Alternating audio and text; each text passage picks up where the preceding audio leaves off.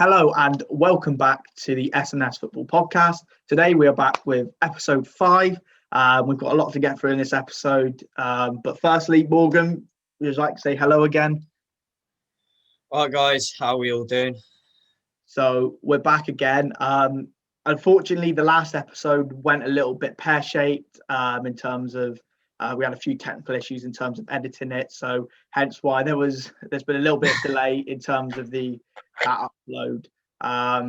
So yeah, this week or this episode, sorry, we're gonna have to be covering 4 match weeks here. So please bear with us. We'll try and get through it as quickly as possible. We know we don't want to do a 3-hour episode. As much as we'd like to do it, you probably wouldn't want to watch 3 hours of us talking absolute waffle. So we'll try and get through it as quickly as we can. But like I said, we'll have our own say on a few fixtures which have been and gone and happened. And obviously we'll do our predictions as usual for the games coming up. But yeah, like I said, bit of a technical issue with the last episode, so we apologise for that. But hopefully now we'll be all good again and be ready to put this one out. So if you're seeing it, we've done well. We've exported it and it's all good. So that's a plus sign. But Morgan, look, we'll quickly run over this because this was 2 game weeks ago now. These fixtures is we last left you with sort of the match week 11 sort of predictions that we had. So we're quickly just going to run through the scores. We won't really talk about too many of the matches because they did happen quite a while ago. But yeah, we'll just run you through them. So I'll talk about sort of just quickly starts off with Villa Newcastle. Unfortunately, that game did get postponed due to COVID outbreaks in Newcastle. So that game didn't happen. On the Saturday, we had Burnley Everton, that finished 1-1. We had Man City Fulham, 2-0 to Man City in that one. West Ham versus Man United, it was 3-1 Man United after a terrible first half from us. Chelsea Leeds was 3-1 Chelsea. Morgan, if you want to go over the Sunday results in that game or in that game week.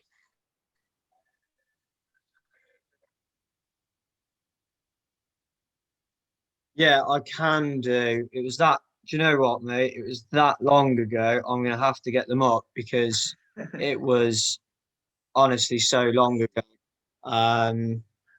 So match week 11. Yeah. God, all the way back here. I know, long time ago. I'm going to have to go match week 11. Premier League. Bloody hell, that long ago. That long ago. So my phone's playing them. So we have got absolute nightmare there. So on Sunday, we had West Brom 1, Crystal Palace 5. Great result for Palace. On that front, Sheffield United 1, Leicester 2. Got in for Sheffield United in the manner that it happened with Jamie Vardy scoring the winner. We had the North London derby, Tottenham 2, Arsenal 0. Fairly routine victory for Tottenham there. And then we finished on the Monday with Brighton 1, Southampton 2, with a controversial VAR decision given, which awarded Southampton with a penalty, which Danny Ings converted, and they took the 3 points in that one. Yeah. Also, I think Liverpool Wolves happened on Sunday as well. That was 4-0 to Liverpool in that one. So yeah, quite a good victory for them, especially against a good Wolves side. We'll swiftly move on to match day 12. We're going to run through sort of the results in that game, but there is a few games that we want to talk about, and we will do as we come across them. So we had Leeds versus West Ham, 2-1 win for West Ham on a Friday night. A fantastic win for them against, a free-flowing Leeds side like we always talk about. So another huge 3 points for them. Villa, your boys, Morgan, actually beating Wolves. So I'll let you say anything if you want to say about this game, because back after the COVID sort of outbreak, and got 3 points.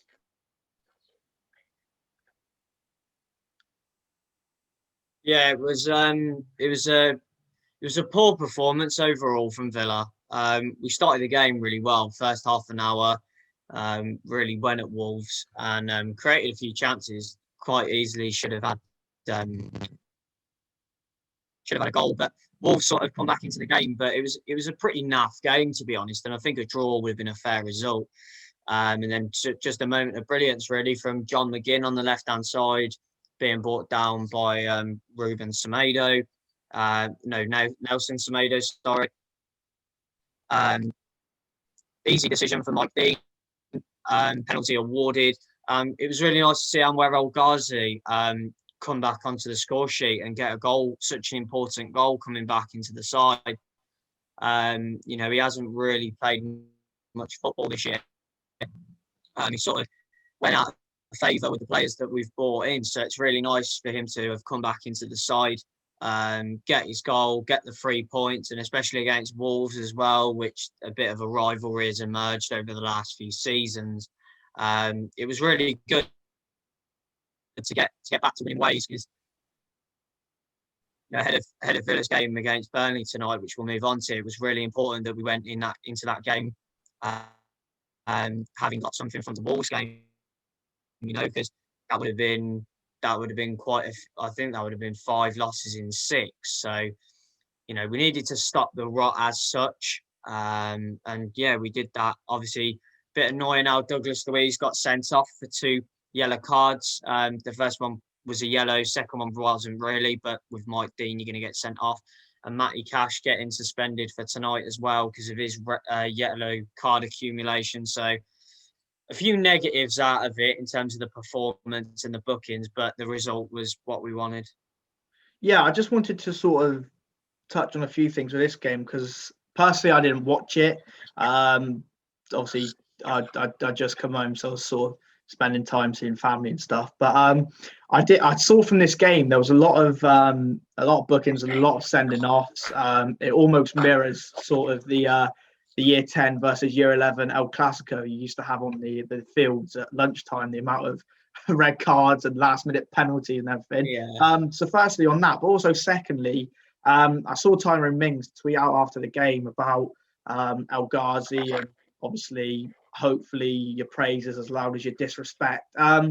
Did you notice any of sort of that disrespect? Obviously, you being a Villa fan, paying sort of close attention to that. I'm not saying you were one of them, but was you one of them, or what did you sort of see on that as well? It was Everton last season. Anwar El Ghazi had a chance at the back post. It was when we were on the verge of going down. We played Everton at Goodison Park, and Everton was starting to probe. And Anwar El Ghazi got a chance from a yard, and he missed it. And Everton went up the other end and scored.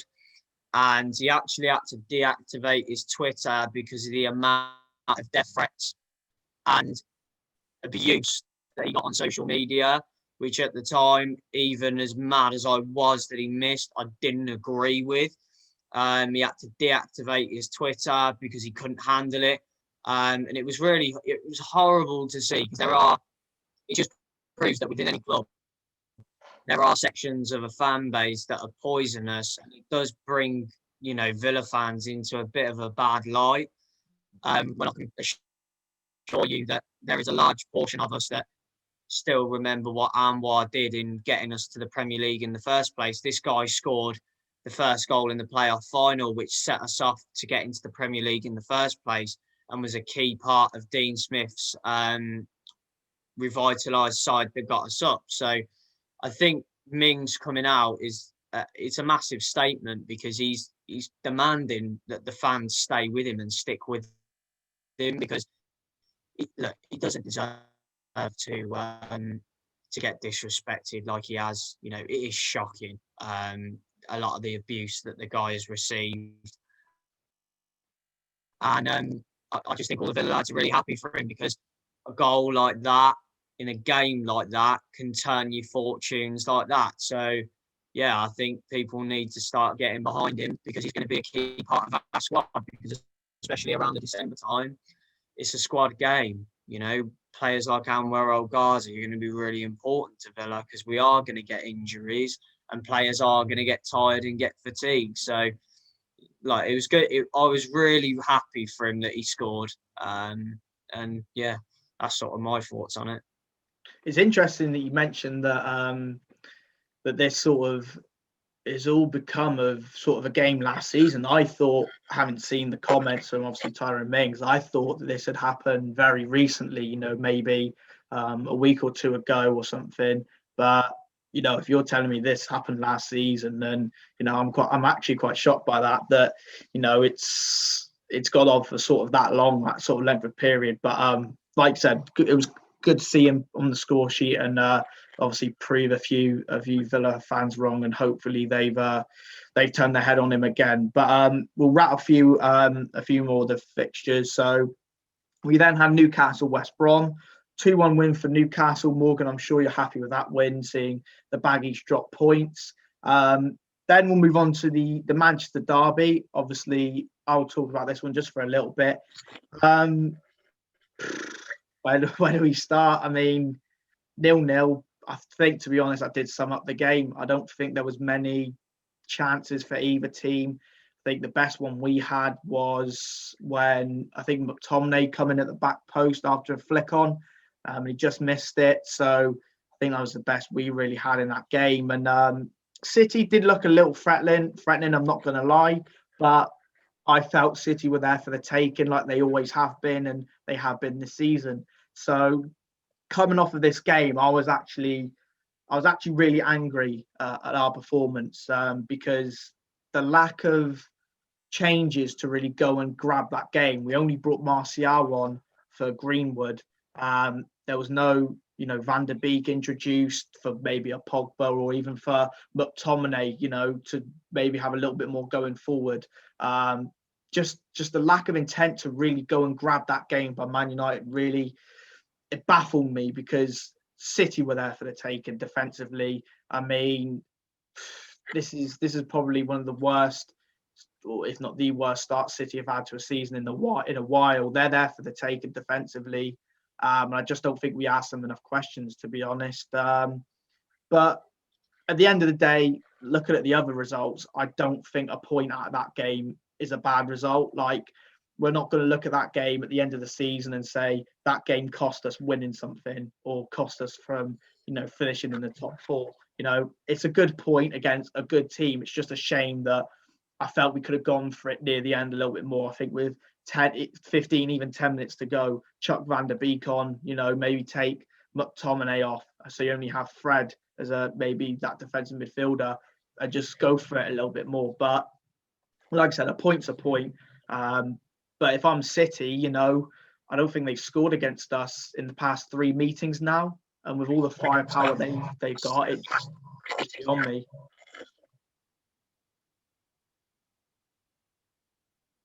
Yeah, I think Man City are.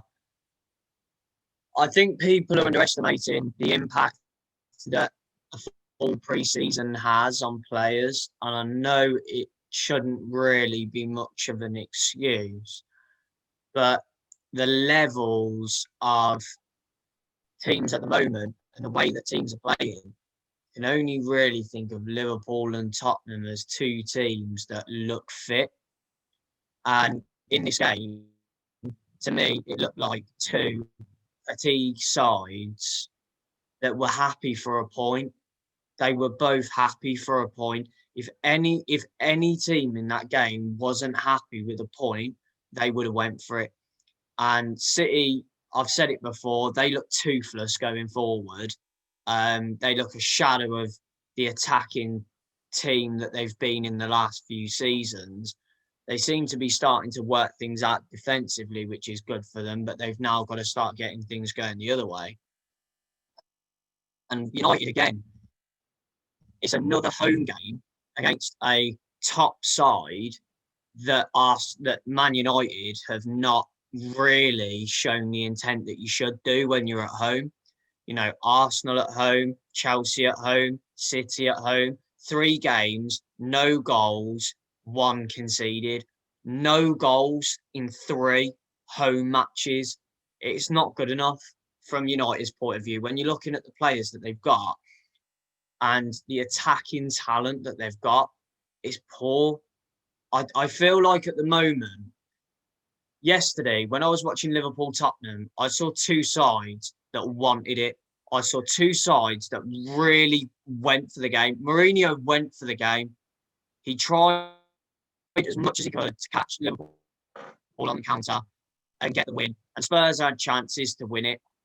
Liverpool then got the other end and win it. Mourinho's gutted because his side have deserved, in my opinion, they deserve to win that game, right? With Man United at the moment at home, and it goes for City as well, when they're playing against big teams, their approach is completely different. It seems like more of just a tactical, conservative game. Like, it was just boring. It was a really boring game. There was nothing in it. And for the amount of talent that there was on the pitch, I don't know. I feel like there are two managers that are under serious scrutiny at the moment, because as much as United fans want to trust it with Ollie, how long is it going to be before people start going, is there someone out there who can get all of these attacking players doing a lot more, getting the goals and assists that these players should be? And same with Man City.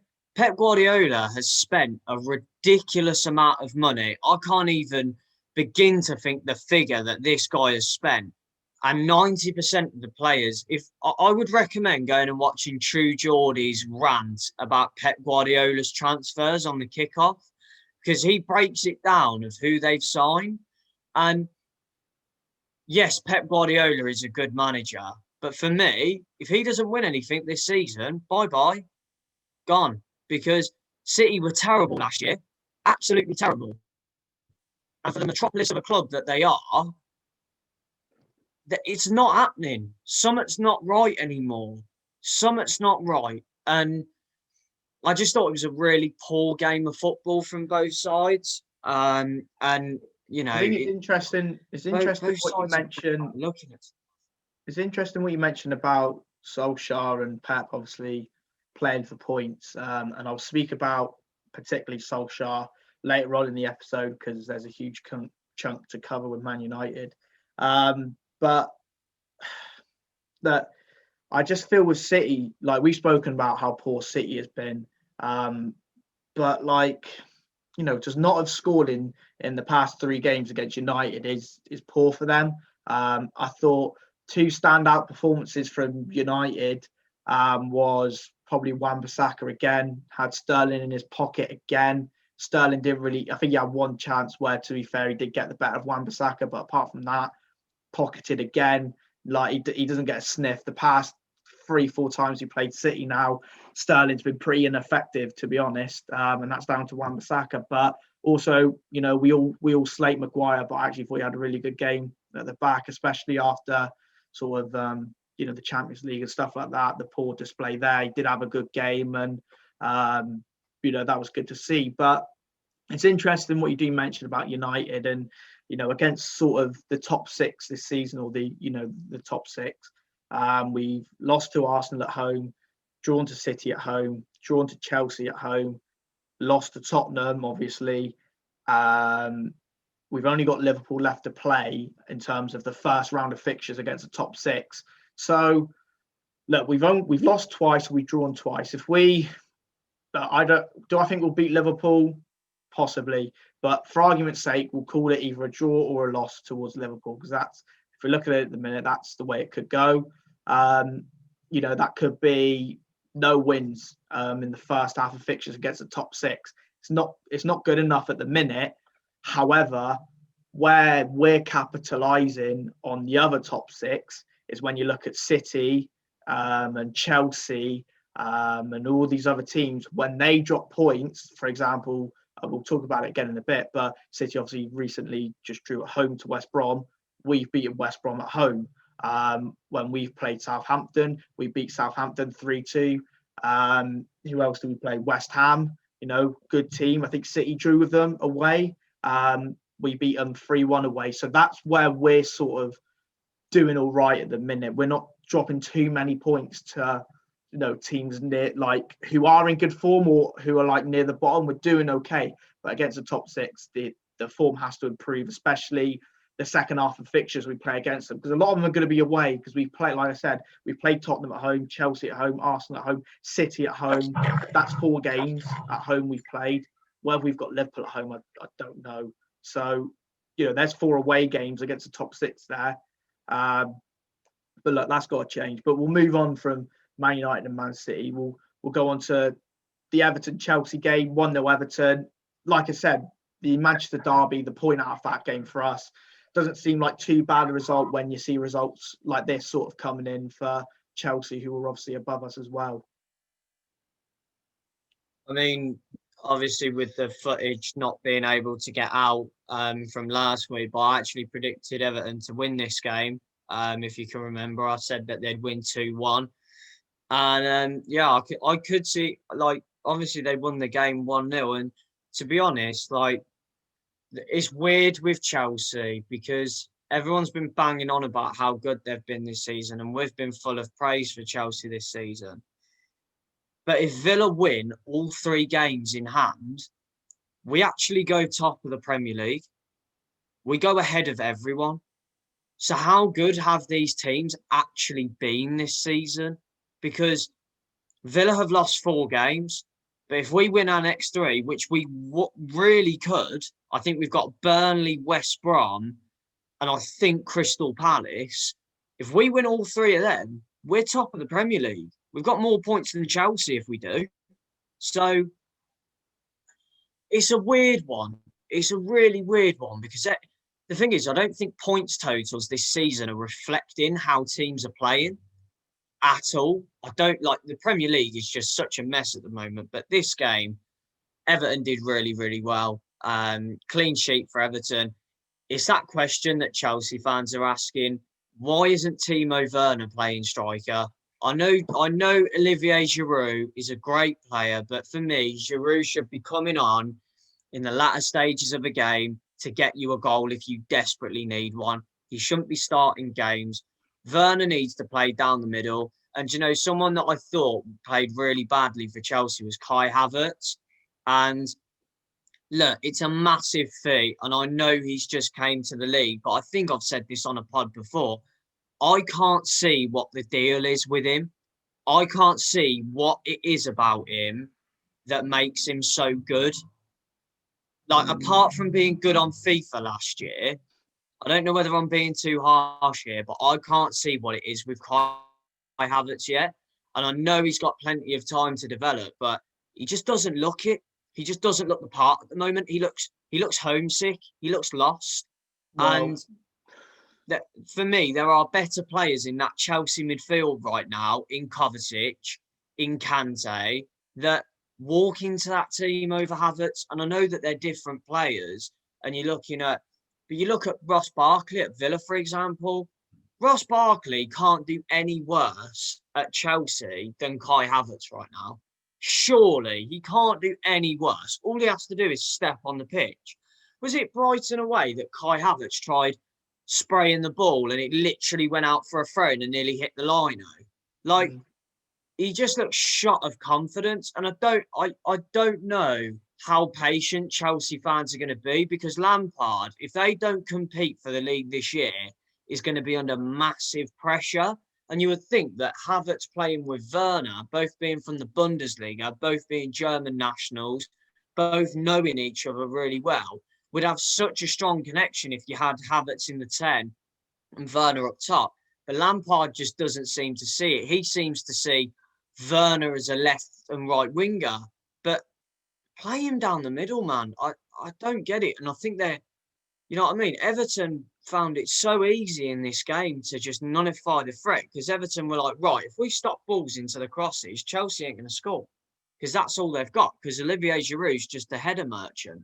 So, yeah, I think it's interesting. It's interesting what you said about Chelsea before, and we've obviously sung their praises. But I agree with you in terms of, look, I've mentioned about Werner multiple times. I think the last pod that went out, we obviously mentioned about Villa should go back in for Abraham and stuff like that, and Werner should be playing up front. And I've said that, and there was only one game where I thought playing him on the wing was okay, and that was against Liverpool.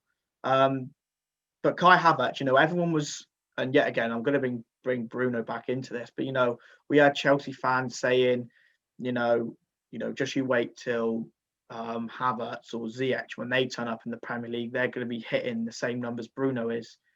I'm still waiting. Like, I think Ziyech. I think out of the two of them, if Ziyech wasn't so injury prone, I'll give him Ziyech that. Yeah, probably.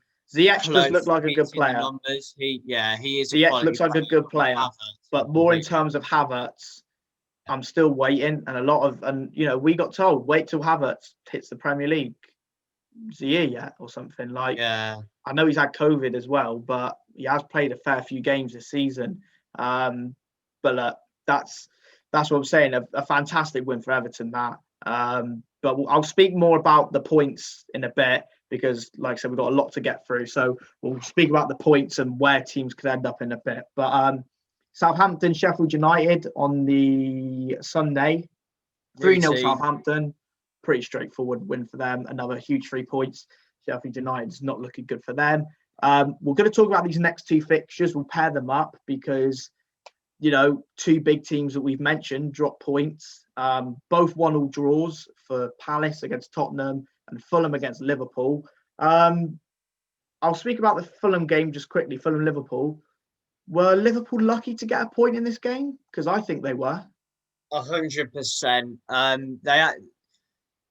We come back again to talking about VAR. That Cavallero incident, that's a penalty all day long. He's kicked his foot, but you know what I mean? Like, VAR took 2 minutes to look at that, still couldn't decide if it was a penalty or not, and then sent the referee over there, and the ref didn't even give it. I mean, shocking decision. And is that the first time a ref's gone to the monitor and not changed the decision, like you said? The second time. It's the second time. There's this, I can't remember. They were making puns on the commentary about it. They called it the something effect. I think they named it after the referee, and then the ref for the second time didn't overturn the decision. But Fulham got robbed in this game. Fulham were brilliant. The goal that they scored was an absolute belter from Bobby Dickel over Reed.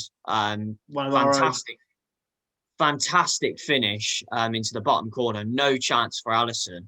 And Alisson made some really important saves in the first half. He kept Liverpool in it. Liverpool were barely had a chance in that first half. And then a bright spot for Liverpool in Curtis Jones. Took the game by the scruff of the neck in the second half. He was the driving force that got the free kick. Liverpool take a free kick. In my opinion, it's not a penalty. It's a completely natural position. Kamara gets penalised for it. Just a shambles, really. Areola, after having such a good game, should have saved the penalty. It's literally straight at him. I don't know how he hasn't saved that. But if I was Fulham, I'd be proud of the way that they've played. And I've mentioned on this pod several times that I've been impressed with Fulham. And I think that they're showing signs, and that rectifies everything that I've said about them so far. Because the way that they stood up in that game, the way that they competed in that game, it reminded me a lot of when Villa played Liverpool last season. And the fight that we showed when we went 1-0 up and we gave away 2 goals in the last minute. But the way we fought for 86 minutes, Fulham, they fought so well. And they were brilliant. Liverpool were awful. You could hear Jurgen Klopp on the sides just telling them all to wake up. And obviously another injury blow for Liverpool in Joel Matip with his back. Who we then found out when we were recording this that he didn't even feature against Liverpool. Against Tottenham, sorry. That looks to be another injury concern for Liverpool. I just think Liverpool looked a little bit lethargic, obviously being in Midtjylland in the weekend, obviously in the weekday, sorry. Obviously, it looks as though it's sort of taking its toll on Liverpool. I think the commentator said something ridiculous. It was like Fulham's 12th game, but it was Liverpool's 20th or something. So yeah, they've played a mad amount of fixtures. But look, if I was a Fulham fan, I'd be really impressed with the performance because it was brilliant. Yeah, I think I'll quickly just add on to that game. I completely agree. I think Liverpool were very lucky to get a point out of this. Fulham did play really well, really well. But look, Fulham for me, they're showing good signs now of really, coming together and playing well. And this is a completely different Fulham team to the one that, at the minute, got relegated the last time they come up. But the thing with me and Liverpool is I still don't like what Klopp comes out and says after the game. Like, he come out after the game, I think he said Fulham played too many long balls or something. And I think Fulham only played one more long ball than Liverpool in that game. So, look, you can call me biased being a United fan, but, if you're going to say something, at least have the evidence to back it up. Like, surely we've both got the know-how to think that, I'm not going to say something derogatory to a team if we've done the exact same thing as well. So, look, Liverpool got a point. They're not playing well, to be fair, at the minute. Yeah. But we'll move on to sort of their next fixture, which has happened. We'll move on to that in a bit. But Palace, Tottenham as well. I think Vicente Quaita in goal for Palace pulled off a couple of magnificent saves, and Palace got a well-earned point as well. So yeah, another real dogged performance from them, and they sort of got that point after Tottenham led through Harry Kane again. I'm a bit gutted, really, because I so wish that Villa had have signed Eze. We literally had the chance to sign him, and I said at the time in the summer, because I have a mate of mine who's a QPR fan, and I said we both agreed, whoever gets him he's going to be quality for, and he is what Crystal Palace needed. And I think Villa and Crystal Palace are quite relatable in the fact that Zaha and Grealish are so vital. But in Barkley and now Eze for Crystal Palace, it takes a little bit of the pressure off Zaha, because Eze is the one that's now threading them things together from midfield. He's the attacking spark that Villa needed in Barkley, and now Crystal Palace have in Eze, and it was a great performance from Palace. First 20 minutes, they weren't great. Spurs could have had quite a few goals if it weren't for Guaita, who had a mixed, amazing game. I've never seen a keeper make such an error for the first goal and then pull off about 10 worldies after. I mean, the free kick from Eric Dyer, that save was magnificent. The reflexes to adjust to Harry Kane's header was mental. And he made so many good saves. And, the goal come from Eze for Crystal Palace. What a ball that was into the box. Completely caught Lloris off guard. Lloris makes a mistake. Who's there? Jeffrey Schlupp. Fantastic finish. Tottenham, it was frustrating from a neutral's point of view, or a Tottenham fan's point of view, sorry, because you would have thought 1-0 up, Palace ain't scoring. We're so good defensively. But it was the free kick that Aurier gave away that was so cheap. You know that Wilfried Zaha is going to go down.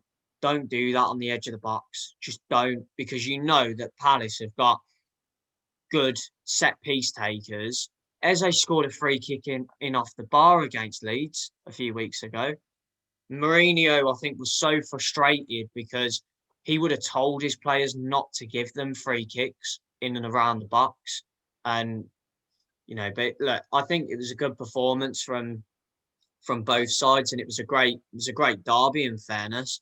And if we move on, we've got, I don't really want to talk about this game too much because I want to talk about their next fixture a little bit more. But Arsenal 0, Burnley 1, a moment of stupidity from Granit Xhaka, let Arsenal down. Trust it then to happen to Aubameyang. The only goal at that time that he'd scored at the Emirates was an own goal for Burnley. Great ball from Ashley Westwood. Aubameyang straight in.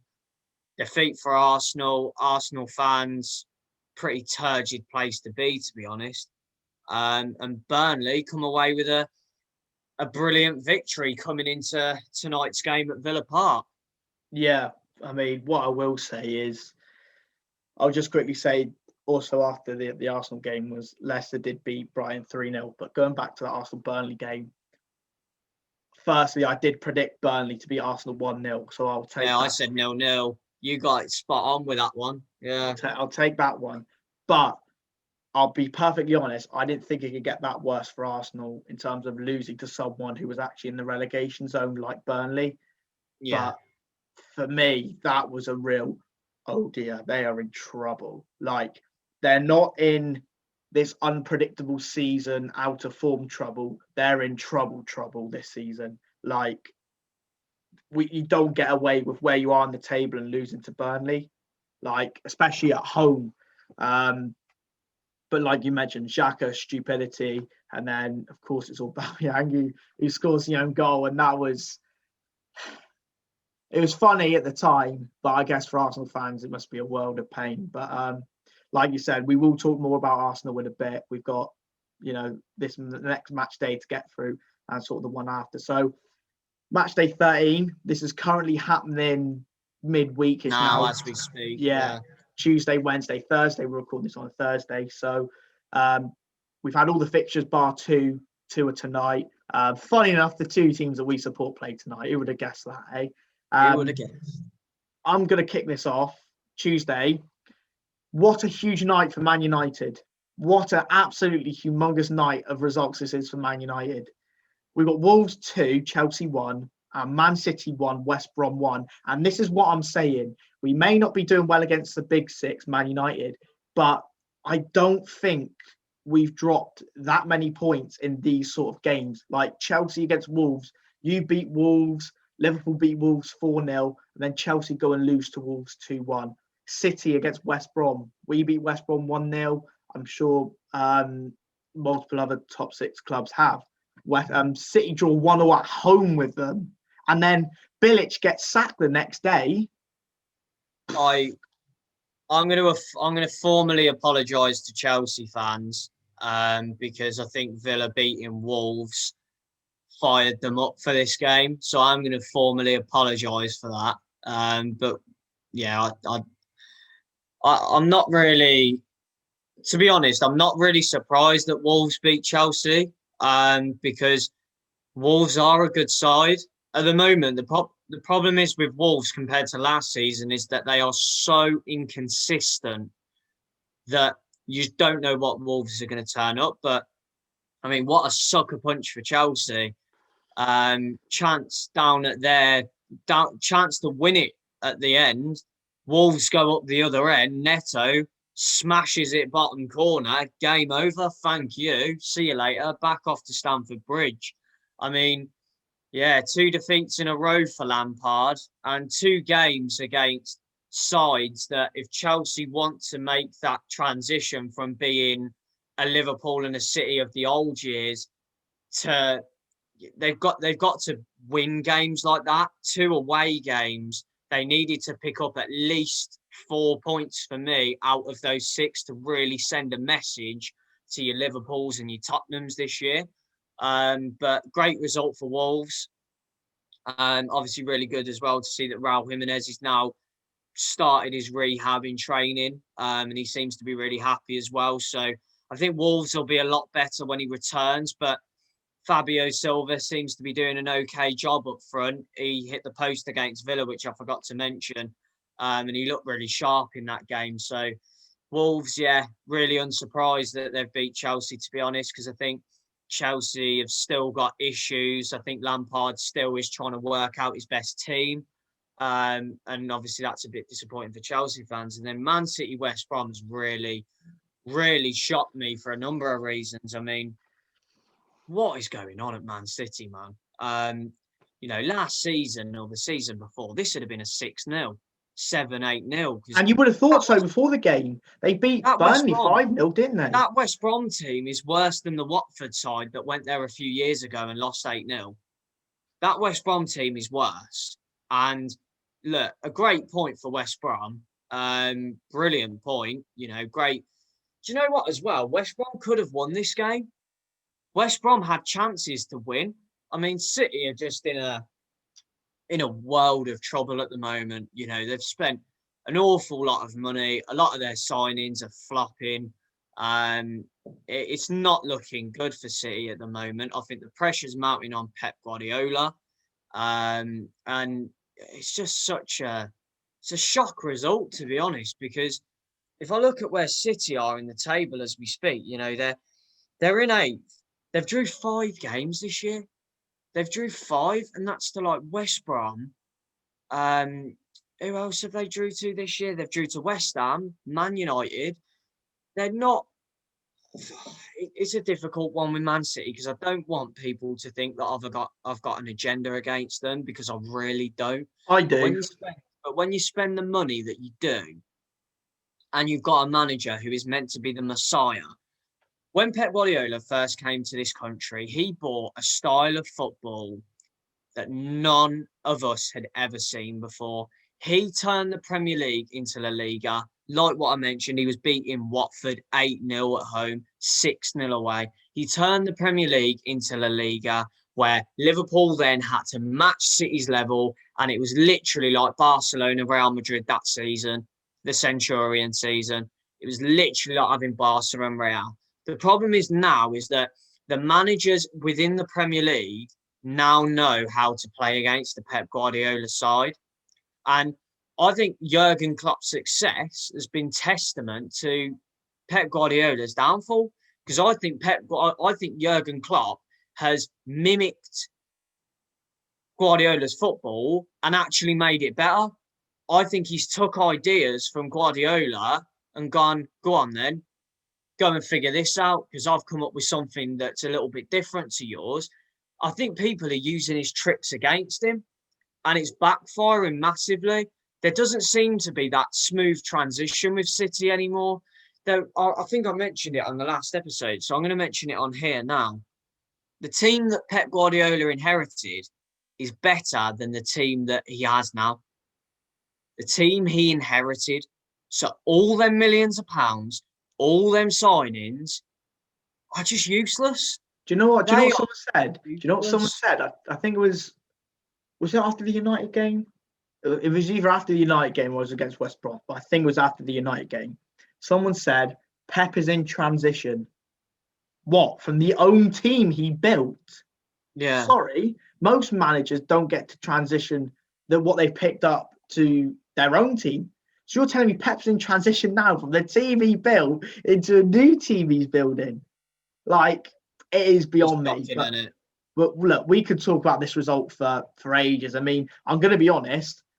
I was sort of that shocked by the Chelsea result. The City result just went under the radar a little bit for me. Yeah. As only when I checked it, I went, wait, City drew to West Brom at home. So that is terrible results for them. I just want to shout out ex-Villa keeper Sam Johnstone as well. I think he is Man United keeper Sam Johnstone. And ex-Man United, but I think that guy is an unbelievable keeper, and the amount of saves that he's pulling off for that West Brom side. If West Brom have any glimmer of hope of staying up this year, which now bringing in Big Sam, if I was an Arsenal fan, I'd be quite worried looking over my shoulder, because he seems to keep everyone up. But Sam Johnstone, what a terrific goalkeeper. And at the time, I wanted him so bad to come back to Villa, and I was so gutted he went to the Albion. But if we look into yesterday, a few substantial results, a few massive results in the context of different battles within the league. So Arsenal won, Southampton won. Aubameyang breaks his duck. Arsenal score a goal from open play. Still the same story though. Gabriel, 2 moments of stupidity, another red card. And this is where I want to talk about Arsenal, in the fact that I'm not an Arsenal fan, of course, and I think that they need to stick with Mikel Arteta, because these players are brain dead. They are brain dead footballers. And as much as people want to give Arsenal Fan TV stick and fan channels like that, DT from Arsenal Fan TV speaks a lot of sense when it comes to the Arteta situation. The players are to blame. The players are not good enough. And a lot of the players that are at Arsenal are from failed regimes. They are from Emery's reign. They are from Wenger's reign. There is so much dead wood at that club that Mikel Arteta is having to use players like Hector Bellerin. Hector Bellerin would not get into any side in the Premier League ahead of anyone's first choice right back. Bloody Brighton have Tariq Lamptey, who is miles better than Bellerin. Luke Ayling, miles better than Bellerin. So many right backs. Every right back in the league is better than him. Granit Xhaka would not get into anyone's midfield. I'm sorry. I criticise Fred and McTominay. He's even worse. He is shocking. Ceballos, not good enough. Pepe, complete waste of money. Yesterday, an absolute passenger coming back. You would have thought, oh, God, Pepe's going to come back and do something. He wasn't even on the pitch. I can't even remember him playing. He barely touched the ball. The only player at Arsenal that, in my opinion, could make it into the transition of them being a good team and getting back to their old ways under Mikel Arteta would be Gabriel, if he isn't making stupid, rash challenges, and Saka. Because this Bernd Leno and Emi Martinez debate, there's a line under it now. Emi Martinez is a better goalkeeper. No one can deny that anymore. Arsenal made a massive mistake in getting rid of Emi Martinez. Yeah, Emi definitely. Martinez, you watch him at Villa, the guy's got 5 clean sheets. If he keeps a clean sheet against Burnley tonight, 6 clean sheets, that's 3 more than any other goalkeeper this year. Any other goalkeeper. Emi Martinez, his distribution, him coming out for shots, his shot stopping. Wolves, I can't believe I haven't mentioned this already, but him against Wolves, unreal. The amount of saves that guy made single-handedly won us that game. And when we look at people like Ian Wright coming out and saying, I'm gutted that Emi is at Villa. Look at what he's doing for Villa and look at what we've got. Arsenal have had him there. The whole transfer and the recruitment of Arsenal is shocking. And that transfer sums up Arsenal over the last decade, because getting rid of their best goalkeeper to a team that are now playing 3 games less than them, 4 points ahead of them, it just shows what a shambles of a club Arsenal are right now. I'm going to double check that. Villa, are 4 points ahead of Arsenal. We've played 3 games less. 3 games less than Arsenal. And we're already 4 points ahead of them. And we've got their best goalkeeper. I think with Arsenal, look, that is a huge point for them in this relegation battle. They're going to need every point they get. Honestly, they are, because they've got enough to stay up this year. I think they have just about got enough, but they may need to be looking at Derby away next season, maybe book a few. You imagine? But I mean, I don't even know where to start with Arsenal, because mess. It's an absolute mess. It's a shambles, and red cards, and first goal in open play from how many games. It's just I don't even know where to start with Arsenal. Are you Arteta in or Arteta out? Like, take your Man United bias out of this, because everyone would say Arteta out purely because of, like, do you believe in the process? Do you believe that he is the man to turn Arsenal round? Look, if you ask me this question, I always take my Man United hat off, because if there's Arsenal fans watching, I don't want to come across as an absolute idiot. But yeah, it's so, I want to say it's similar to Ollie, but it's nowhere near similar to Ollie, because we were never sort of in this position in the league at any stage under his time as manager. So I do believe Arteta has some form of getting the best out of Arsenal. However, I do think it's true that some of his tactics aren't good enough in terms of run down the wing, cross the ball. If Aubameyang don't score, we don't score. I do think that could be a problem, like a huge problem for him. But I also like what DT says. Like, DT does talk a lot of whack, but what he has said about Arteta has actually been pretty spot on. I think there's a lot of players that need clearing out, and it's the same. It was the same when Solskjaer took over from Mourinho. You thought, look at the players he's got rid of. Valencia. I'm not saying Valencia was bad. Great servant to the club, but I think his time was probably up. Valencia, young. He's looking to move on Jones. He's looking to move on Rojo. Smalling's moved on. Fellaini, that was the biggest statement from Ollie in that first, well, basically since he took over. Fellaini went, and you knew exactly why he went, because that's not how Man United play. So there is a lot of deadwood that Arteta has to get rid of. Like so much more than there even was before. And there was a lot before the start of this season, but there's so much more now. And there's a lot more deadwood than we've even got. Like we've still got Rojo on the books, Jones on the books. They're two that I could think need to go immediately. So I'm still Arteta in because he's got a plan. I'm joking. But I'm still Arteta in because you have to give him a chance with the right squad. I think if you look at Ollie and if you look with Frank, they have got the right squads now. It's now down to them to sort of figure it out and say, now you've got to show what you can do. And in fact, I say right squads, I do think United are a couple signings away from having, the right squad, and Chelsea maybe a younger world-class centre-half to maybe replace Thiago Silva in a year or two, because, he's 36, 37. So, look, I'm still Arteta in for Arsenal's sake, because you have to give him the tools. You have to give him the right tools and then see what he can do, because else, at the minute, he's literally going to turn into a big Sam who's going to try and, for argument's sake at the minute, keep this team up with what limited resources he's got in this team. Because like you said, there aren't too many players you can really shout about in that team.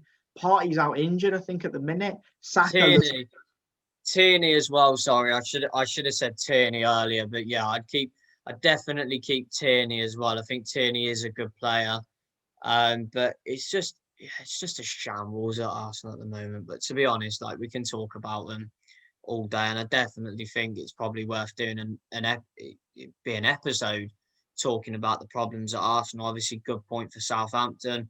They continue their good run of form in the top four as well. We then move on to the rest of the fixtures. So Leeds, Newcastle, that ended 5-2. 5 different scorers for Leeds. Leeds finally getting the win that that I guess people are saying that their performances deserve, and sort of breaking that mould of the bad home form. Obviously disappointing for Newcastle. I'm shocked that Steve Bruce's side has shipped 5 especially. Leicester-Everton. Leicester losing 2-0. Leicester at home this season don't really seem to be nowhere near it, are they? No, it seems to be like a bit of a Villa situation. A lot of poor performances at home for Leicester. Everton getting the win, goals from Richarlison and Mason Holgate. Fulham Brighton, the most dire game, 0-0. I turned it off after 5 minutes because I knew it would be a 0-0. Just terrible game of football, but a good point for both sides, I guess, in the context of the relegation fight. None of them wanted to lose. West Ham drew 1-1 with Crystal Palace. An amazing finish from Sebastian Haller. One of the goals of the season? Up there, definitely. After Christian Benteke got his second goal in a matter of games, which is good to see Benteke again scoring. I think that's his second in 3 games. He then got sent off, though, so obviously a bit of a downer for him. But the main one, the big one that has sparked a lot of controversy since the game has ended and caused a lot of tension between the two teams. Liverpool 2, Tottenham 1. Salah taking the lead for Liverpool. Son Heung-min with a fantastic finish in the latter stages of the first half to fight back. And Roberto Firmino, just as everyone started doubting him and saying that he was washed up and saying that Jota needs to be in the side, what a massive statement that was in a game of that magnitude, smashing a header right into the top corner after Harry Kane, Bergwijn missed sitters for Spurs. Yeah, I think, look, it's interesting because look, we've got to focus on the last goal. And I think you may have seen the video of Tim Sherwood talking about the build up to the corner, and then lo and behold, Liverpool go and score it. But look, I don't want to take anything away from the goal because it is a fantastic header. And it's won Liverpool the game. So everyone loves, unless it's against you, obviously, everyone loves a last minute winner for your club, especially in a huge game like that. However, what I will say is there's a video come out, I don't know whether you've seen it or how many people watching have seen it, of who is it? Eric Dyer, I think it is. Is Eric Dyer marking Firmino?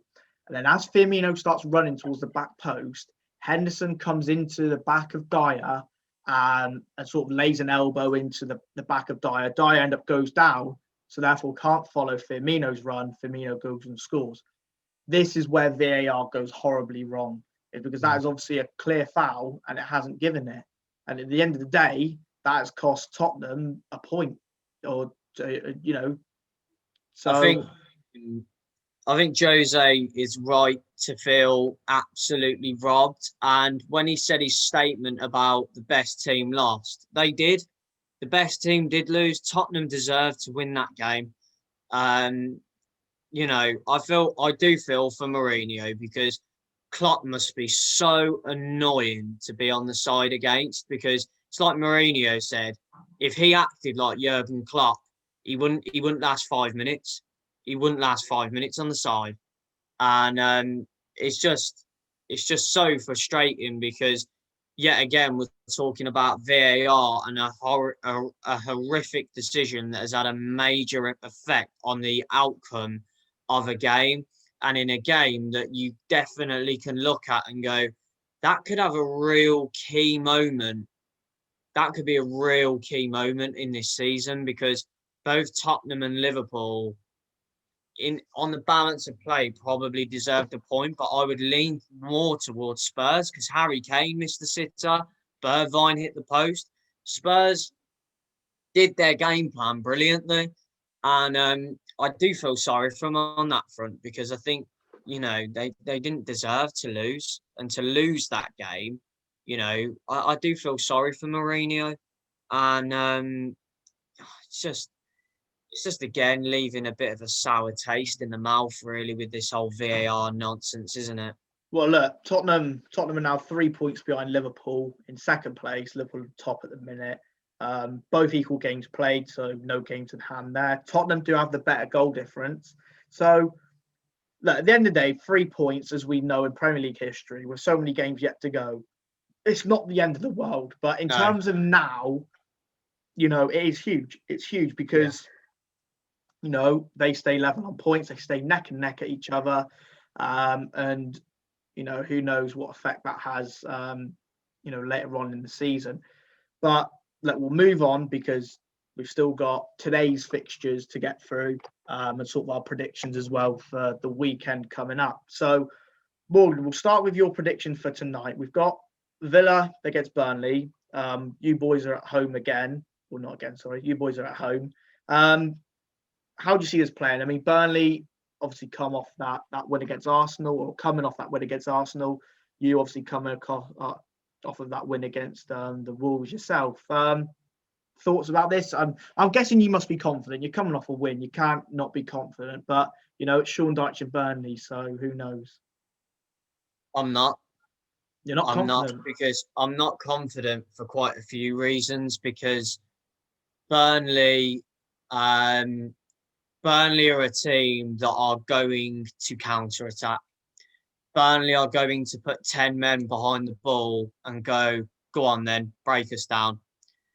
Burnley are going to do what we do to the top sides, and that scares me. Even though I'm not 100% on this, but I think Barkley may be back. But even then, he won't be fit enough to start. Don't get me wrong, I do think we are going to win the game. But the first goal in this game is absolutely crucial. Because Villa, if we go 1-0 up, we win the game. We get something out of the game this year. If we go 1-0 down, I can't see us coming back. And that's been our problem this season. we've gave ourselves a mountain to climb when we are losing, and it just hasn't been enough. I think of Southampton at home. I think of Leeds at home, Brighton at home. We've got to start winning home games. And this, for me, is a game that Villa need to win. It's really important we win tonight because we've got West Brom on Sunday. Two games that are so winnable. And if Villa want to make that transition from being such a poor side last year into a solid Premier League side this year, we have to be beating Burnley at home. Obviously, Burnley do have a few key threats in Chris Wood, Dwight McNeil, a few players that we do have to look out for. But if I was Burnley, I'd be petrified of playing against Villa, to be honest. Because if the right Villa turns up, you're going to be on the receiving end of an absolute hammering. It's what Villa turns up. I fancy Ollie Watkins to score tonight, and he needs a goal for his confidence. And I'd be so happy if we can get the win and he can get himself on the score sheet, because that West Ham game, you could tell it was playing on his mind in the Wolves game. But what I liked was that he was still shooting. He was still trying to score.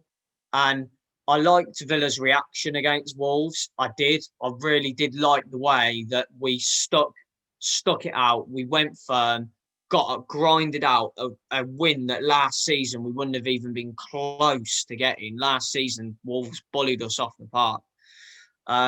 It's just, I think it's going to be a lot tougher a game than people on a neutral perspective are viewing. I do think Villa will win, but we need to go 1-0 up. I'd love an early goal. I would love us to go 1-0 up in the first 10 minutes and get a nice, comfortable 2 or 3-0 win. And I know that's what everyone wants every game, but we're due one. We're due a bit of a comfortable win, because at the moment, every game with Villa seems to be so in the balance and one goal in it. And it's so frustrating. I just want us to go out there, play our football, play how we know we can, get another clean sheet for Emmy, and win the game. So in terms of a prediction, I'm going to go 2-0. I think I'm hoping that Watkins gets a brace today. He just needs a few goals just to get his confidence back up in front of goal. But I think hopefully we'll keep a clean sheet tonight, because our defenders aren't going to have much to do. So it's going to be a case of when they have got to do something, they've got to concentrate. I'd like to see a bit of an attacking lineup from Dean Smith today. I'd like to see Hourihane come into the team for Douglas Luiz and have McGinn, Hourihane and Ramsey in the three, because Douglas Luiz is obviously suspended for this game with his red card against Wolves. It was brilliant to see Jacob Ramsey make his Premier League debut as well. A good friend of mine, so really good on a personal note to see him succeed. I don't know whether he'll play today, but I'd like to see him in there again, because I think he did really well. But yeah, I think 2-0, because obviously with Matty Cash being out as well, it looks like El Mohammadi is going to get a rare run out at right back.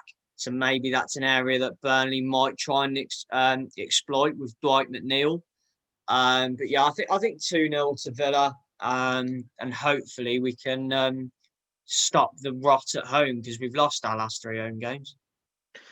Yeah, I mean, like you mentioned, it does surprise me that you're not confident going into this game, or well, obviously you're confident, you predicted you'd win, but probably not as confident as, an outright winner. But look, I'm going to do my prediction now. Get out of the way. I'm going to go 2-1 Aston Villa. I think you boys have obviously got so much quality going forward, and you played well this season, and you're in that league position for a reason. But of course, with Burnley, there's always that chance of they grind out a scruffy win, or they hold teams, or because they're near the bottom, they really dig deep and work as a team. And against a team like Villa, who yourselves, I think, mid-table, that's their type of game, to really grind a result out and get a good result against a team mid-table. so could really propel Burnley probably a little bit further away from the relegation zone. So I'm still going to go with a Villa 2-1 win. I think you've got enough quality to beat them. I know you mentioned a couple suspensions. The main thing is obviously Jack Grealish will play. You've obviously kept a really close eye on what's been happening with him in the media. So, do you want to talk about that a little bit, or do you want to leave that? It's up to you. Before I do speak a little bit on Grealish, because obviously that is a situation that seems to be recurring in the media at the moment. If Villa are to go on and win this game, we will go up to 7th place with 21 points. Now, what that means, everyone else above us will have played 13, which is 2 more than Villa. If we win both of our games in hand, which is West Brom and Crystal Palace, Villa will go second. That is scary when you think about it, because I don't want to be second. I mean, of course I want to be second, but you know what I mean? That's he wants to win the league. That's how mad the league is this year. Like, everyone's been banging on about how good Spurs have been and everything, and we have. If we win all our games in hand on Spurs, we go ahead of them. Well, I'm going to have my say on that in a minute as well. But it's mental. It's mad. It's mad this season. It's mad. So I think the whole thing about Villa mid-table, I think at the moment, league position, I don't think anything reflects on league position at the moment, because obviously United have got a few games in hand as well. There are a few teams that have got games in hand. So, I think league positions at the moment, I think until everyone has played sort of the same amount of games, you can then start sort of looking at league positions and looking and going, But this season, everyone's capable of beating everyone. So as much as it looks easy, Burnley, West Brom and Palace, I think for Villa, it's not going to be as easy as everyone thinks.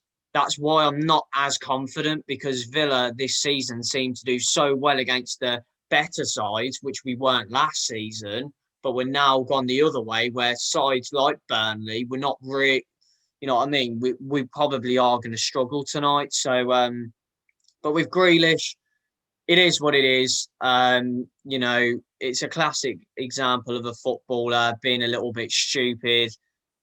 He's a media boy, Jack Grealish. Unfortunately, the media have it in for him, and they always have done from the moment that he started misbehaving.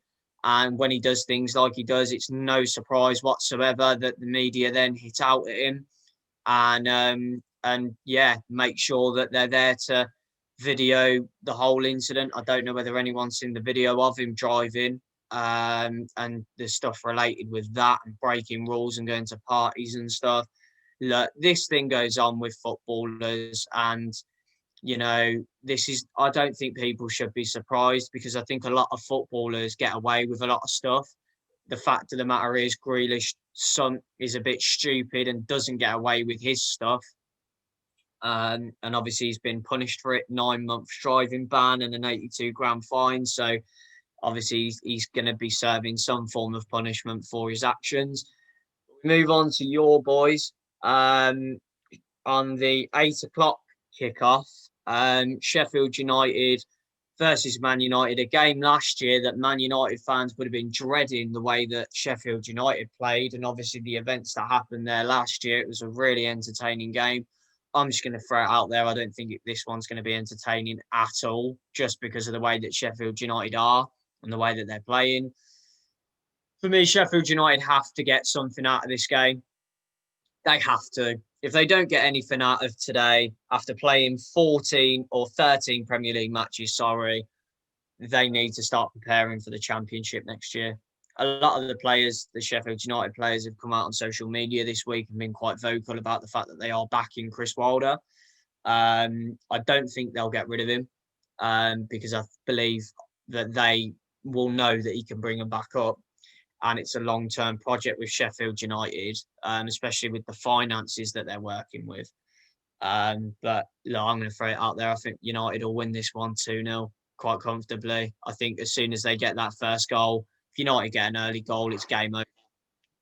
Yeah, I mean, I'm going to quickly touch on Jack Grealish. And look, I seem to always be speaking about Jack Grealish and Man United and stuff like that, but it's interesting because my dad's a United fan as well, and I remember we've been speaking obviously about transfer targets, especially coming towards the end of last season. We were saying what I'd ask him, what's your opinion on Grealish, and he thinks, and his opinion is exactly the same as I guess a lot of United fans, and he's too much in the media, but for the wrong reasons. And I just think that, and this isn't me saying this is why we'd never sign Jack Grealish, because I would love Jack Grealish at Man United. There's no denying that. But could you imagine him playing for Man United, being in the media this much negatively? How much more it would blow up because he plays for Man United as well. And that's no disrespect to Villa, who are also obviously a massive club, but Man United being one of the biggest in the world, I don't know if that would necessarily go well for him, because could you just imagine how bad it would get? Like if he was playing for United and he's had this happen to him now, everything would just go boom. So that, to me, that's always a negative with Grealish because of how much he's in the media. But that's not me saying I don't want him or United should never sign him, or that's the reason we haven't signed him. I would still sign him and I would still go after him if the opportunity was there. But that's one of my opinions on Grealish. I think that he is in the media too much for the wrong reasons. But going back to our game tonight, Sheffield United, I'm not going to lie to you. Without swearing, I'm absolutely pooing myself for this game. And that sounds so stupid to say, because this team is on 1 point after 13 games, at rock bottom of the Premier League. And I'm scared about this game. And I'm scared of it for one reason. It's because we do not know which Man United is going to turn up. And this Meme culture. Pardon? Meme culture, I think, is a massive part of this game as well. Look, I can easily see headlines tomorrow saying Sheffield United win first game of season after abysmal performance by Man United. And we've seen it too many times before. So I'm obviously confident that we will win this game. However, there's still that bit of me which is not looking forward to this. And this is where Man United don't play well against teams who are sit back, low block, come break us down. Thank you very much. We'll let you on the break. That's when we don't play well. However, our away form is the best it's ever been, for definitely a long time, if not ever, in the Premier League. We're unbeaten in, I don't know how many games, 8, 9. So I'm completely confident we'll win this game. It's just there's always that thing in the back of your mind with Man United is you don't know which team's going to turn up, and we've seen it before. We've seen it under Moyes, we've seen it under Van Gaal, we've seen it under Mourinho. I don't think we've seen it a little bit under Ole, but I wouldn't say as much as them other managers. But you don't know which team's going to turn up. But look, I'm going to go. You went 2-0. I'll go 3-0 Man United for this game. If we get that first goal, I'll obviously feel a lot much better. But we'll have to see what happens. But unfortunately, due to the last episode not coming to fruition due to technical issues, there was a large chunk of it where I did speak about Man United. So I'm going to do so again because, like I said last time, a lot has happened to Man United in sort of a week, I'd say now, just over a week. So I'll quickly fly through it all because we've also got new information now, which we didn't have when we recorded the last pod as well. So we'll start from sort of the beginning. United beat West Ham 3-1. Fantastic second half performance.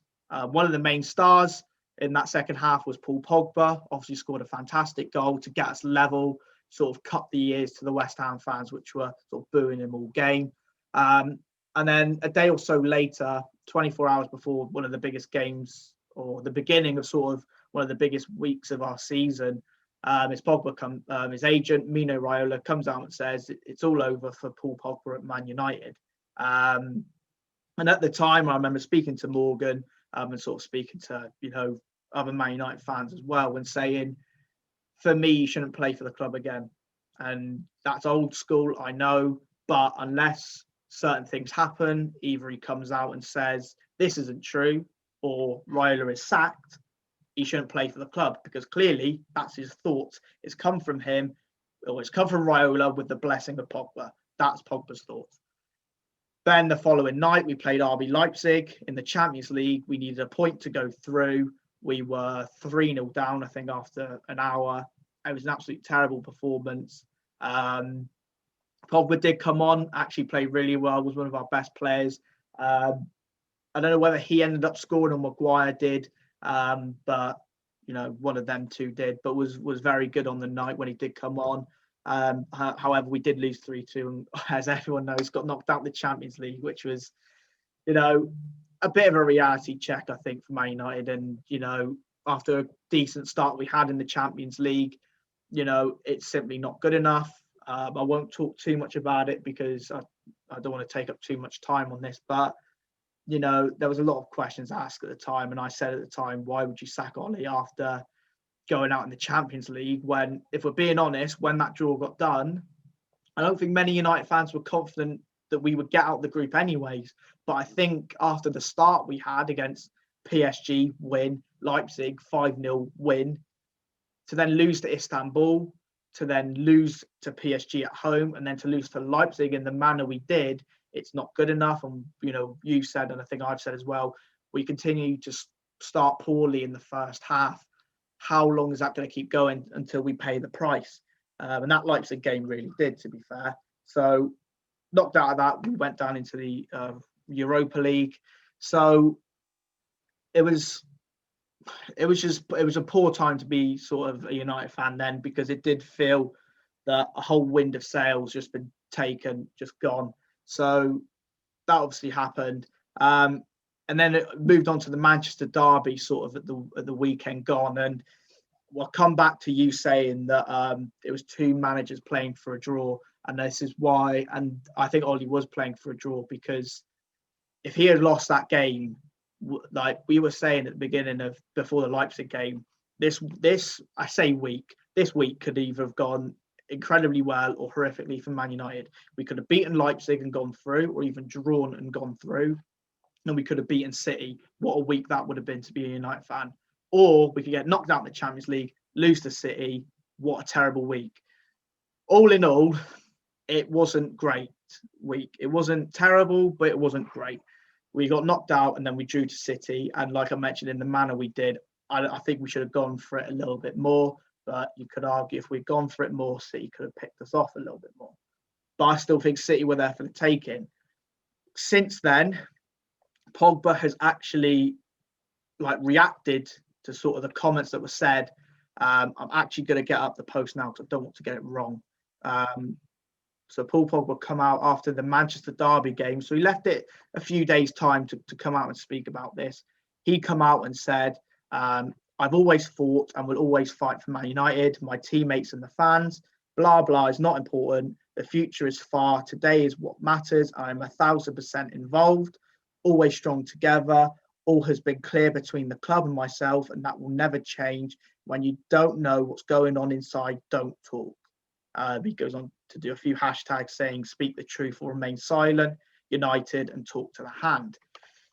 Now, this is interesting because he says it's interesting there because for me, that's all I think many United fans wanted, was for him to come out and say something. No matter how he said it, whether it was an interview on MUTV or whatever, he's come out and said something. He's reacted to the comments. Does he want to stay? I don't know, and I don't think so. I think, unless, of course, a new deal is done, then until that new deal's done, because he's only got a year and a bit on his contract, he wants to move.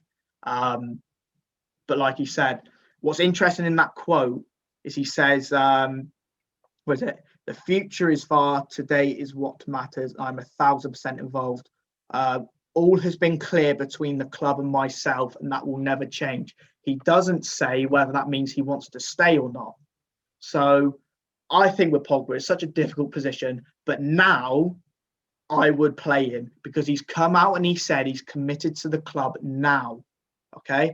Whereas beforehand, it was just, it's done. He's done. But what's also interesting is Raiola has come out and said, oh, I was talking about the summer for Paul Pogba. Not many big deals happen in January, but I'm talking about the summer. We'll look to see if we could do a deal then. So he's sort of backtracking on his comments now, which adds more information into the pot, which is like these two bits of information we didn't have when we filmed the last podcast, and I didn't have. So it's been a really weird week for Man United, but football aside, we have to win this game tonight against Sheffield United. And a lot of people will say, why wouldn't you sack Ollie? Well, I'll put it this way.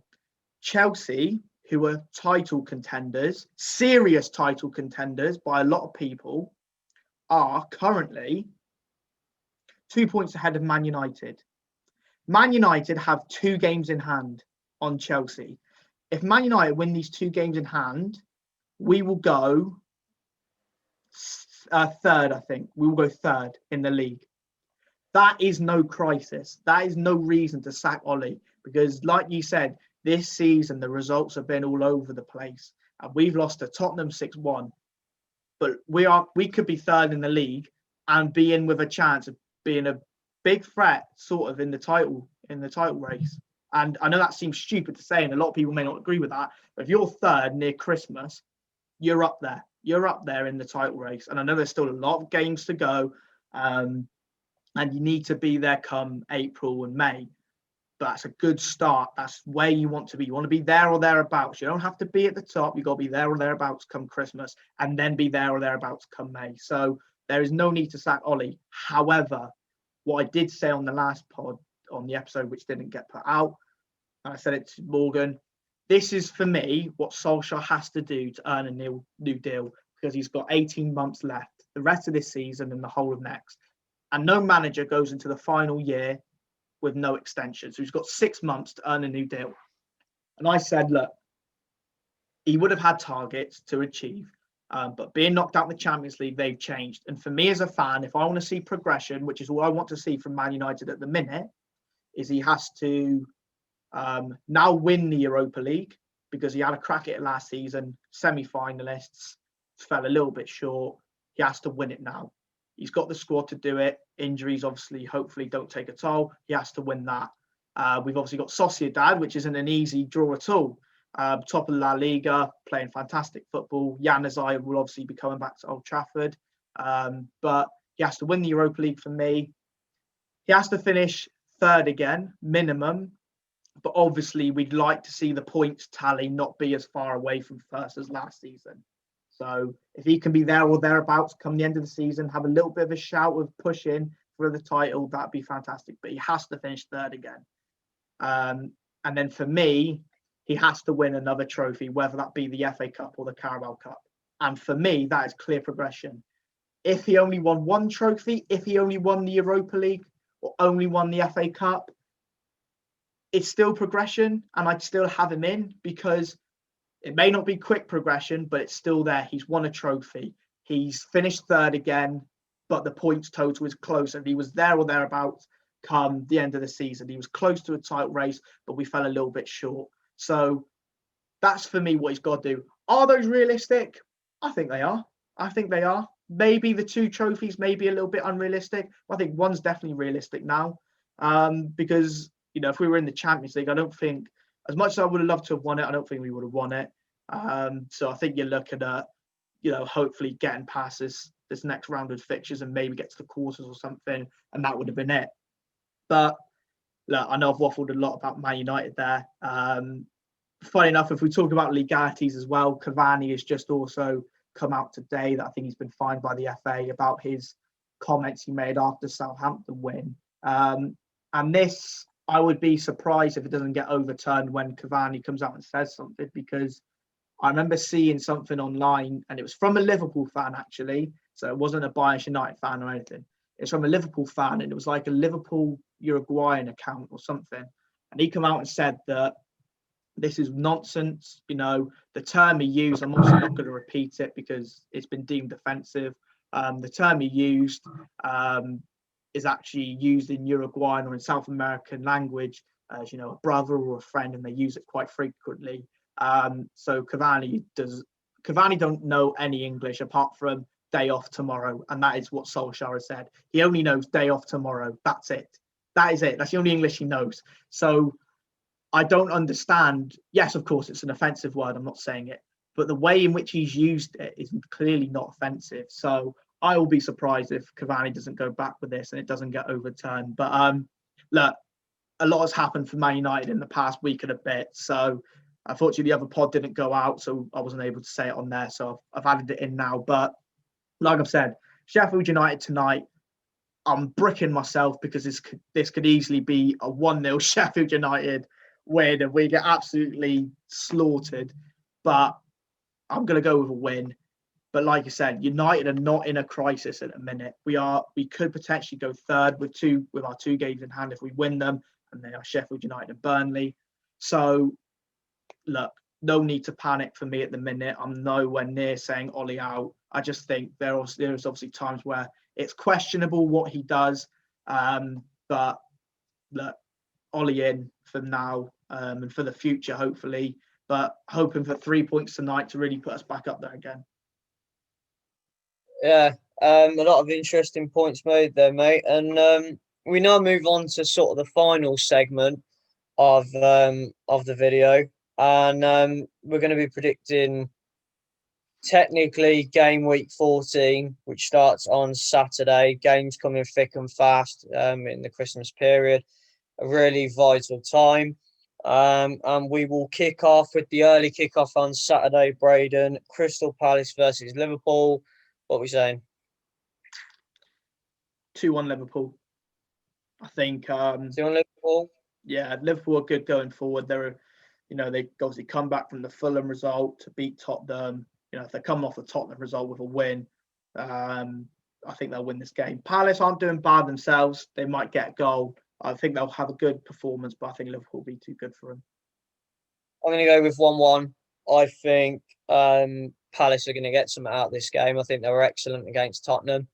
And I think Liverpool aren't playing great at the moment. And I think against a side like Palace, who will punish them when they get the chances. Obviously, missing Benteke's a little bit of a downer, but I imagine that Jordan Ayew will just slot straight into the team. Benteke would have loved that playing against Liverpool again. Yeah. So, bit of a frustrating one from Benteke, but I do think it'll be 1-1 on that one. Bit of an out there one, but I think Palace might do it.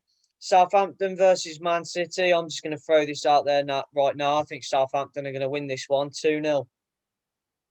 I hope they do. My prediction is going to be a Southampton win.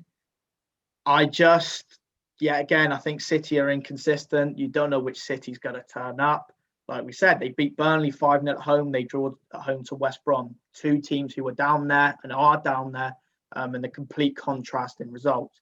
But I'm going to go 2-1 Southampton. Southampton at home. They're playing well. They're picking up points. I know they just drew with Arsenal, which, is probably basically like a loss for them, the way Arsenal are playing. But no, I'll go with 2-1 Southampton win for that. But yeah, Everton Arsenal. Yeah, I can easily say Arsenal build on that point off of Southampton. I'm going to go 2-0 Everton. I'm going to go 1-0 Everton. I think Everton will get an early goal, and I think that'll be that. Newcastle Fulham, an interesting game, this one actually, because a game that I think Fulham will look at and think, do you know what, we might actually be able to get 3 points here. Fulham off the back of a good result against Liverpool and a good result, I guess, against Brighton. Newcastle have just been smashed 5-2 by Leeds, and Newcastle nearly drew to West Brom at home. So, I don't think Newcastle have been great, to be honest. I still obviously think they have a lot of problems going on above them, but I genuinely could see Fulham going to St James's Park and giving Newcastle a real scare. I'm going to go with a draw this one. I'm going to go 1-1. That's interesting because I was going to go with a draw, but I didn't know how high a draw I was going to go for because there's goals in both teams. I mean, I know Newcastle lost 5-2. They still scored 2 goals, and obviously Fulham scored against Liverpool. To predict the winner in this game, it would be tough because I don't think there's much separating them. there's a lot of points separating them, but table-wise, there's only 3 places in it. So I'll go 2-2. I'll go 2-2 draw. I think there'll be goals in this one. Brighton against Sheffield United. Depending what happens tonight with Sheffield United, because we've got to remember, that fixture hasn't happened. Pray to God. I still need a prediction though, mate. 2-0 Brighton. See, Brighton are a really weird one because Brighton and Leeds, for me, are in the same boat. They get an awful lot of credit, but they don't actually produce a lot. And I'll speak about Leeds when it comes to it, but I haven't been impressed by Brighton this year. I think their inability to manage games is what is costing them at the moment. And they're going to be in a relegation fight this year, whether Brighton fans like it or not. They're going to be in it, and this is a massive game for them. And do you know what? I actually think Sheffield United might get something out of this game. I'm going to go 0-0. I can't see anyone scoring in this game because I think Brighton aren't great at the moment. Everyone says, they play great football. No, they don't. Passing it from what is good football? Like passing it from the back and looking great. Like what is looking great? What is playing well? Like you win games if you play well. In any sense, you must have done something right to win a game. And for me, it frustrates me so much that people praise people like Graham Potter when you look at people like Dean Smith, who has been given so much criticism by everyone, and yet our Villa team are beating Liverpool, we're beating Arsenal. It's just a farce, really. So for me, I think Brighton need to step it up, man. They've got so many good players, and they're just not playing well. They're not getting results. They need to start finding wins from somewhere. They were okay when they came to Villa Park, but obviously we got robbed in that game. And trust me, that has nothing to do with what I'm saying. Like I've thought that a long time with Brighton, and I think the same about Leeds as well. But yeah, 0-0 in that one. And then we move on to Tottenham Leicester. This is going to be a real test for Tottenham because Leicester are a different proposition away from home. Tottenham have just come off the back of being robbed against Liverpool. This is a massive game for Tottenham because if they want to be serious title challengers, they've got to fire back straight away. This is a must-win game for Spurs because you feel with Liverpool and their fixture against Palace, if Liverpool were to win that game and Tottenham were to lose, it's 6 points then. And that could be the window in which the gap starts opening up again. So I'm going to go Tottenham to win this one 1-0. I think it'll be a real cagey game. And I feel like Spurs will defend okay and get a result here. Yeah, no, this could be, on paper, it's the game of the game week. Performance-wise, we've seen before, it may not be so. I think there's another game that tips this one personally, but yeah, there could be because of quite a few here. To be fair, Tottenham, Leicester. Tottenham obviously at home. Leicester do play very well away. I'm a 1-1. I think there'll be a draw in this game. I think if Vardy has a party, I don't know whether Tottenham will be able to stop him. It's just whether they can get him firing. Because like we mentioned, when Leicester played Liverpool away, cut Vardy off. Leicester can't play at all. So yeah. The next one, these next 2 games, the last 2 games on the Sunday, bit of rivalries going on here. One that I haven't had to mention in a while, Manchester United against Leeds. I mean, it's been a long time coming, this one, and I think they're going to be up for this. This is a massive game for Man United because Leeds fans are bad enough when they beat you, but you imagine if they win this game. And I think the thing that United need to think about is that, again, it is what Leeds turn up. If the Leeds that turned up at Villa Park play you, I genuinely think you are going to concede goals because they tore us apart. If you catch Leeds on the wrong day, like Villa, you will get torn apart. and they have players that can hurt Man United. Don't get me wrong, Man United can definitely hurt Leeds, though. Leeds are very suspect at the back. They concede a lot of goals, very poor from set pieces. So this is a game that Harry Maguire can potentially step up and get a goal in. If I was Man United, I'd be looking for set pieces in this game. I really would, because Leeds cannot defend them to save their lives. Meslier, the goalkeeper for Leeds, though, good player, good shot stopper as well. So it won't be an easy game for the forwards, that's for sure. But I think this is going to be a really interesting game. I think it's very hard to call. I'm going to back United for the win, just because I cannot stand Leeds. I just cannot stand them, because the amount they give, and that's what I want to talk about. People are turning around going, Leeds have been brilliant this year. Leeds play fantastic football. Leeds are this, Leeds are that. Leeds are 13th with a -2 goal difference. Am I missing something here? Because as much as they're good to watch, like a Brighton, they don't get results. They do not get results. Football is a results-driven business. Arteta, for example, Arsenal played like 10 passes in their own box. Beautiful football, but what does that mean? Like, for me, people need to stop rim licking Bielsa and Potter, and especially Bielsa. He's done nothing yet. The guy has done nothing yet.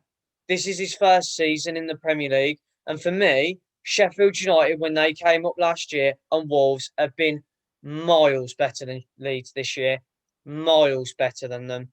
So I think people need to calm down a little bit, especially in the media. I think they need to calm down, chill out, and let's see how Leeds do.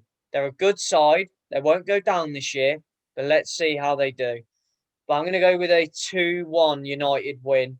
And I think Rashford and Maguire will score for Man United. And I think that I'm going to go with Patrick Bamford. I think he'll get a right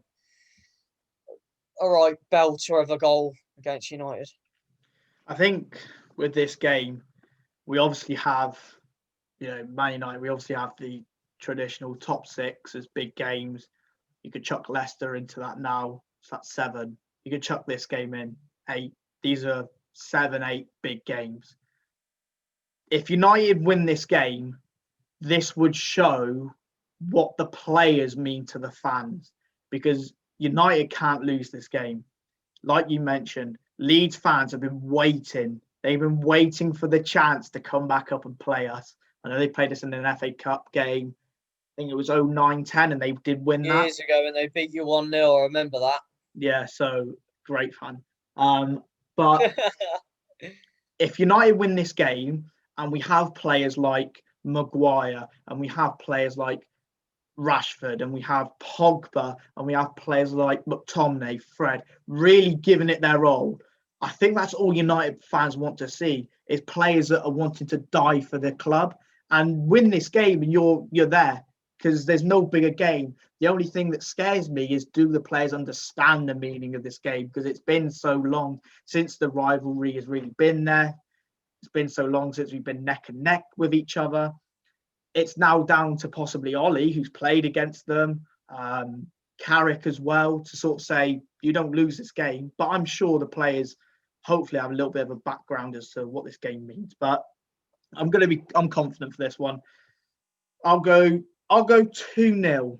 I'm going to throw a clean sheet in there, because I think we are due one. But yeah, no, I'll throw a clean sheet in there. Whether it's Hendo or De Gea in the sticks, I'll throw a clean sheet in there. I'll go 2-0 Man United, and hopefully, Rashford and Mancunian gets on the score sheet. That'd be good. But West Brom Villa, take it away, Morgan. This is massive for not only myself, 2 clubs that I've represented. I've got a lot of West Brom mates, and this could end quite badly. It's Sam Allardyce's first game. It has completely changed the dynamic of everything. Because if we'd have gone there with Slaven Bilic with their manager, I'd have said to you right now, 3 or 4-0. I genuinely think after seeing what Palace did to them, we would have ripped them to shreds. Especially with Barkley definitely being fit, we would have ripped them to shreds. However, with Big Sam in the job now, I honestly don't know what to expect from West Brom. I really don't. Obviously, Sam Allardyce likes defensive football, long balls with Carlon Grant up front. They're going to be looking to get him in behind us. Look, Derby game form goes out the window as well. This is a really tough one to predict because we must also add as well that, obviously with United and with Villa, we haven't played tonight, so we don't know if we're coming off a win, loss, or draw. So this is pure instinct exactly, now, and this is our gut really speaking now. Plus, West Brom played Man City on Tuesday night. We're playing Burnley tonight, which is going to be a hard game. West Brom have got 2 more full days to recover than us. So it is going to be a case of, how well Villa recover. And I feel like that is why tonight I think Villa need a little bit of rotation. Not too much, but a little bit of rotation. I feel like maybe give Anwar El Ghazi a start tonight and just rotate it around a little bit. Maybe bring in Marvelous Nakamba into the midfield. Just change a little bit because Villa have got quite a thin squad.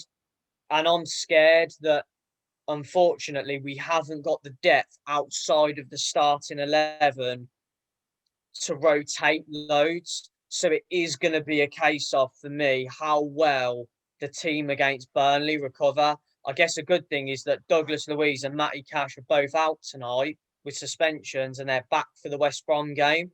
So that's 2 starters against West Brom that are not going to be playing on Thursday. So they've had long to recover and 2 key players as well. So look, I think we will beat West Brom. West Brom never seem to be able to beat us, touch wood. Never be able to, surely we can't lose to them lot. They've struggled to beat us. I can't remember the last time that they beat us. I think they may have beat us in the playoff semi-final in terms of the actual game, but it weren't really classed as a league game then. So I'm going to go with 2-0. I think we'll keep another clean sheet. But I think West Brom will be a lot better. I think they'll be a lot more organised. I just can't see West Brom scoring with no Matías Pereira. I just can't really see it, to be honest. So, look, I'm backing the boys to get another win. 2 wins out of 2, send us into that top 4 and get the bragging rights for at least the next 6 months. 2 wins over Wolves and West Brom as well. Yeah, I'm going to go plain and simple 2-1 Villa. I think West Brom will score because with Sam Allardyce first game, they're going to be direct. But I'll back you to win. We'll quickly go through these last 2 fixtures. Burnley Wolves, I'm just going to put it out there. 2-0 Wolves. I was going to go 2-1, but I think Wolves will keep a clean sheet. I'll go 1-0 Wolves. And Chelsea West Ham, a potential banana skin for Chelsea here because West Ham are playing well at the moment. And David this is Moyes, West Ham's game of the season, really. Yeah. Obviously, with Declan Rice, a lot of the speculation with him around the Chelsea move. I'm sure he'll probably turn up in this game. I'm going to put it out there. I think this will end 2-2. I think West Ham have got a lot to offer, and I think they cause a lot of problems for teams. It's gutting because the only game that West Ham have not turned up in this season over the last 6 or 7 games is against us. And I'm not even going to go into it, but yeah, I think West Ham will get something out of this game because I think Chelsea will be nervous. I think Chelsea will be more scared of West Ham than West Ham are scared of Chelsea because I think West Ham will see frailties in that Chelsea side. So I'm going to go with 2-2 here. Do you know what, Morgan? I'm going to agree with you. I'm going to go 2-0 as well.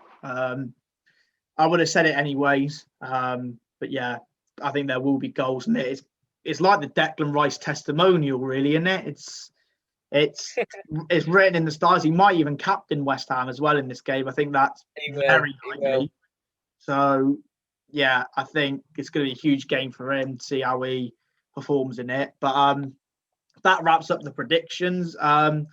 Before we move on to sort of, in fact, no, we'll do this first. We'll do, our players of the week and sort of our fantasy picks of the week for coming up. So, Morgan, have you got anyone in mind for? Well, I guess which week do you want to pick a player from? I guess pick one from the previous sort of 2-3 game weeks, and then we'll do a fantasy one for the upcoming. Do you know what? I'm going to go with someone that has impressed me every single one of the weeks. I'm going to go with Jarrod Bowen from West Ham. I think he's a quality player, and I'd have loved for him to come to Villa. It really upsets me now that we didn't take the plunge and go for him, because again, he was another player that we literally got handed on a silver platter, and we went, nah, you're all right. Went to West Ham, and he's doing bits for him. So for me, Jarrod Bowen, because he was instrumental as well to the Leeds game, getting the win in that. Yeah, he's been instrumental to West Ham, so I'd say Jarrod Bowen. Fantasy pick? Terms of fantasy pick, obviously I'm going to do it for the upcoming week because there's only 2 games of this game week left. Yeah. Fantasy shout of the week is a bit of a difficult one because sort of looking across the fixtures, do you know what? I'm going to go for it. I'm going to go back to Villa. Jack Grealish, get him in your fantasy teams. He's going to tear West Brom apart. All of them fouls, he's going to get an assist or a goal. And it's written in the stars. Jack loves a goal against West Brom. He absolutely loves scoring against teams that he knows hate him. And West Brom is one of them. So, yeah, Jack Grealish for my fantasy this weekend. Obviously, everything that's going on in the media, I think it's written in the stars for him to turn his form around. Potentially, he could have already have got a goal by then. But yeah, I think get Jack in your fantasy teams. Yeah, my player of one of the weeks, I'm going to be biased. I'm not going to lie to you, but I do think his performances, especially in these games against a certain somebody, go so under the radar. It's unbelievable. But it's going to be Aaron Wan-Bissaka. I think to pocket Sterling this many times doesn't show it's a fluke. So, and against him in the Manchester derby, like I said, Sterling had one time where he got the better of him, but that's probably the first time he has in about 3 games. So we'll let him have that one. He didn't score from it anyway. So yeah, I think Wan-Bissaka was immense against Sterling, and you can say Sterling's been off form this season, but a player of that quality, even last season, to pocket him that many times, Wan-Bissaka, he shows why he is, especially for me, the best defensive right back in the world. And you can throw others at me, but I don't think anyone beats him one-on-one. I really don't. So that's my player of the week. Sort of fantasy, it's actually interesting because I picked Jack Grealish as well. I looked through all the fixtures and I thought, that's the man. That's the Brummy that when the game means the most will drag your team through it. So I'll agree with you with Jack Grealish. So that's sort of all the Premier League wrapped up. Before we finish, just a couple things to mention. Firstly, on a sort of sad note, Gerard Houllier has obviously passed away. Ex-Liverpool manager, ex-Villa manager. Yeah, so obviously you would have known a lot more about him than I did. So if you've got anything to say about him, it's obviously welcome. He steadied the ship when everything went pear-shaped with Martin O'Neill back in 2011 to 2012, I believe, when players like Mark Albrighton and Fabian Delph were still at the Villa. I can remember him as well. It was the season where we had FX Pro kits. We had a black away kit, and he kept us in the Premier League. And an amazing guy, more of a Liverpool man, obviously, than Villa, but what he did for Villa as well, just a great all-round guy. And you see people like Danny Murphy, coming out and getting emotional about him. That's just the magnitude of the guy that he is. So yeah, obviously Did he sad. lead you? Did he lead you to the League Cup final? Was that Martin O'Neill? That was Martin O'Neill. I wasn't sure. I But wasn't sure. again, look, he was a great manager, great player as well. And it's just frustrating that we've lost another great of the English game. And when we hear about people talking about how highly they regard him, it's no wonder that it come as such of a shock. So yeah, I hope, and I send my condolences to obviously everyone involved with the tragedy. Yeah, no, same here from me. I obviously don't know too much about him. Obviously, he was a Liverpool manager, but obviously worked at Villa as well. Also had stints in Liga, and I believe, and won multiple league titles, and I think a League Cup or two as well over in France. So clearly a decorated manager, and of course the game has lost another great person. We move on. We're getting to that time of season now where the transfer window is about to open. But before we get on to that, I think it's sort of almost breaking news that the Premier League has just rejected the 5 subs again for the 3rd time now. I don't get it. I don't get it. I mean, surely everyone's in favour of this. Look, I think everything that has gone on with the Premier League over the last 2 to 3 years, especially with the Newcastle takeover being the substantial talking point. I don't really want to get sued, to be honest, by saying anything out of line about the Premier League. But look, I think the Premier League at the moment is just a massive mess. And I think, obviously rejecting this 5 substitutions thing.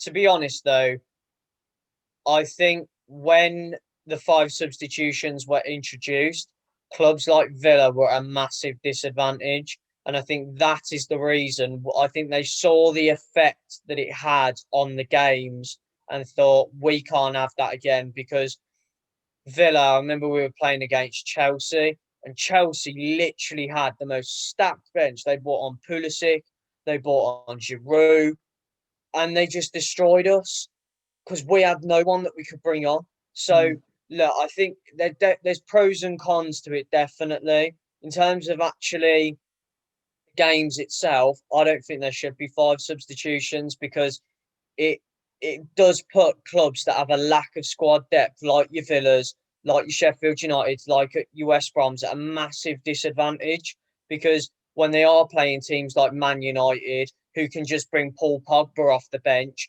and then they can bring Mata off the bench, teams can literally replace their front 4s. Teams can literally replace their front 5s. And for me, that shouldn't be allowed. Three subs is more than enough. These players are professional athletes. Managers need to be managing players a lot better, and that's what I mean about Villa. Rotating a little bit more. I think it comes a point where you have to now start balancing the players and the fitness and the well-being of the players with the results. Obviously, if you are a Liverpool or a Spurs, you're obviously going to want to play your best team. But that's why it was so important that this summer clubs recruited and clubs got players in and had good windows. Because if you haven't had a good window, you're going to be on the receiving end of a lack of squad depth. Yeah. Like Villa, for example, even though we had a great window, didn't bring in enough players. Ross Barkley gets injured. We end up having to play an academy graduate in our squad. So, look, I think the 5 substitutions thing is definitely up there for a debate, but I think purely based on what I saw last year on the knock-on effect that it had on teams at a disadvantage with a lack of squad depth, I don't really think it's fair to have 5 substitutions, and I can sort of agree where the Premier League are coming from on that point of view. Yeah. No, come out half an hour ago, I got here. 3rd time that it's obviously been voted against. 10 clubs voted for it, 10 disagreed, so 50-50 split. They needed 14 votes for the law to be introduced. So yeah, a little bit breaking news there. We did mention it. I think you mentioned it. We have had obviously the first sacking in the Premier League this season. Slaven Bilic has been sacked. Sam Allardyce is in. Right, cool. if I'm being honest, it probably is, but I think the timing is weird, especially after a 1-1 draw with City. I think that's the weird bit. But I think if you do look over the whole season, possibly yes. But then could you argue Wilder should go? However, I do think the Wilder chairman, Sheffield United chairman, has come out and said even if we get relegated, Wilder's staying. So I think they've backed him. The West Brom one is a difficult one if we touch upon it lastly, because the thing is, a lot of West Brom fans that I've seen wanted Bilic to stay. They're very unhappy with their owners, very unhappy with their hierarchy, and they actually can't understand it because West Brom fans come into this season knowing that they're probably not going to stay up and that it was going to be a struggle. And Bilic would have got them back up. Yeah. Most certainly. So I think, look, they needed to just give him time. You know, he hasn't got a great group of players. You know, he got minimum funds to try and build a team that was going to stay in the Premier League, which was never going to work. So, look, I think bringing in Big Sam, he hasn't had a job for a while, so we don't know how it's going to go. But look, I think the sack, I actually called it on the last pod, which was quite annoying that didn't go out. I literally said that I think we're close to the first managerial sacking, so I did call it. But look, I think West Brom will regret it because I still don't think they'll stay up. But look, you know, we're not the owners of football clubs, and I guess when it's that results driven, comes a point where the West Brom owner clearly thinks that there's people out there that can do a better job, and yeah, they've pulled the plug on him. Yeah, and like I said, just to finish up on, it is getting to transfer window time. I believe we do have the first deal of the window, non-Premier League, but it is nevertheless the first deal. Hopefully I don't butcher the name, but Dominik Szoboszlai from RB Salzburg is joining RB Leipzig. Big shock, obviously huge connection between the two. According to Fabrizio Romano here, he will wear the number 17 as it's being done on obviously the 17th, which is today. And then just to finish up on, what is your thoughts on this, Morgan? We've obviously mentioned we've got West Ham, Chelsea coming up. We've spoken a lot about Declan Rice. You've mentioned the deal. I've seen that Declan Rice is ready to move to Chelsea in January. I think we're going to start doing now a predictor out of 5 of whether the deal will go through in January.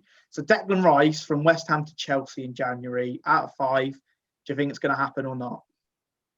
2. 2 out of 5. I think, 2. Yeah, I think it will happen, but for West Ham to sell in January, it would have to be a huge offer because no one's going to want to sell in January. So I'm going to go with a 2 with you as well. West Ham are not getting rid of their most prized asset in January, especially with how well they're playing. I think it's going to be, look, it's a very similar situation to Grealish and Rice. I think I'm not comparing Grealish and Rice in any way because they're completely different players and, in my opinion, completely different ability. But look, Declan Rice, I think West Ham have been very stern. 80 million, you can have him. Listen, I think Chelsea, in my opinion, would be stupid to throw 80 million. He's a great player, but he's not worth 80 million. And Maguire situation all over again, isn't it? Yeah, I'm scared that Chelsea are going to do the same thing as what Man United did, and then people are going, "Oh my God, Declan Rice, biggest flop, 80 million. What on earth is going on? Why are English players going for 80 million when they're terrible?" So, look, yeah, I think it'll only be a 2. I can't see it happening in January. Could see it happening in the summer, but I think Chelsea will try and knock the price down a little bit. May even do a swap deal in there, just to try and get a little bit of a cheaper fee for it because 80 mil seems absolutely ridiculous. Yeah, no, I completely agree. I think it's only a matter of time, especially the relationship he has with Mount. Used to play for Chelsea as well. I think it's only a matter of time that it does happen. But like I said, I think if we take 80 million for his Declan Rice price tag now, I think Chelsea's got to add another maybe 10 on because it's January and West Ham would look to try and get someone in because he is a starter. He's their captain. So no, I can't see it happening. I'd give it a 2, maybe even a 1 in this window. But I do think it's a matter of time and it would happen. But look, I understand this is a long episode, just a few things to add on, and we'll obviously keep doing it as the January window does get closer and the good time of year starts happening. We may even see Ronaldo back to United. That would be something, wouldn't it? Maybe swap deal for Pogba, who knows? But look, Morgan, appreciate your time again. Thank you for joining me. Pleasure as always. Pleasure. So yeah, once again, we're sorry for the last episode not going out. We know this one's a little bit longer, but we've had so much to cover. We've tried to keep it as quick as possible. We've obviously using our thoughts and opinions on stuff as well. So if you have watched it all, we do appreciate it. The episodes will be obviously shorter as we try and only cover a few game weeks or game week at a time from now on. But if you have watched it, please hit a like, comment anything you want to talk about. Like I said, we may look to get a few of you on to have a chat about results, your club you support, or anything up and coming. So if you want to come on, please do let us know. But yeah, subscribe, like, do all the good stuff. Twitter will be in the description as usual. We'll start being more active on that, hopefully. Get a few more stuff out on there about news and games, etc. But it's all from me. Morgan, if there's anything to add, if not, we'll sign off there. No, mate, apart from that, hopefully Villa get the win tonight and make it back-to-back wins and make me happy. So yeah, Villa and United playing tonight, so hopefully we'll both be happy. If not, then we'll have to wait till the weekend, and the next episode may not be very well. So up the Villa from Morgan, up the United, and up the Argyle from me. And thanks for watching, and we'll see you later. Peace. Thanks for watching, guys.